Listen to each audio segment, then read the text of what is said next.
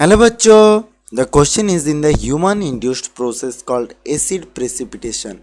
The main biogeochemical cycles that are altered are the day cycles and one effect in lakes is days to population of nitrifying bacteria. अगर हम देखेंगे कि जो है acid precipitation किसके वजह से हो सकता है। बेसिकली एसिड प्रेसिपिटेशन में आपका पीएच जनरली कम हो जाता है, so it is less than 7 और लेस देन 5 भी हम बोल सकते हैं। Less than 5 normally less than 5 होता है हमारे बॉडी में जब एसिड प्रेसिपिटेट होने लगता है and it is altered or the dust cycle. तो यहाँ पर आपका कौन सी फास्फोरस और नाइट्रोजन की वजह से जो फॉस्फोरिक एसिड होता है H3PO4 is less acidic. We know phosphoric acid is less acidic and it will not cause the acid precipitation, so it will not cause acid precipitation। लेकिन नाइट्रोजन जो है वो HNO3 है, so it can lead to acid precipitation, ठीक है।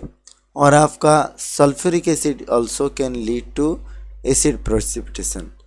तो हम बोल सकते हैं कि नाइट्रोजन और सल्फर का जो है कंपाउंड, ये दोनों की वजह से आपका एसिड प्रेसिपिटेशन होने लगता है। सो बी और सी हो सकता है and this is two days the population of nitrifying bacteria. अगर हम देखेंगे कि इनका जब बढ़ता है एसिड कंसेंट्रेशन, सो आपका एसिडिक स्ट्रेन जब बढ़ता है, सो एटमॉस्फेयर में एसिड रेन होने का चांसेस ज़्यादा हो जाता है। सो एटमॉस्फेयर का एसिडिक कैरेक्टर भी आपका बढ़ जाता है और हम बोल सकते हैं पीएच घट जाता है। इसकी वजह से क्या होता है कि आपका जो नाइट्रीफाइंग बैक्टीरिया का कंसेंट्रेशन या फिर पॉपुलेशन घट जाता है। So the population of the nitrifying bacteria decreases due to increase in acid strength. So option number B is the correct one, that is nitrogen and sulphur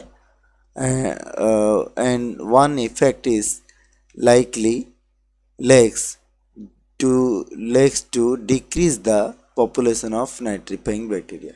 Okay, I hope you might have understood the concept well. Thank you and all the best.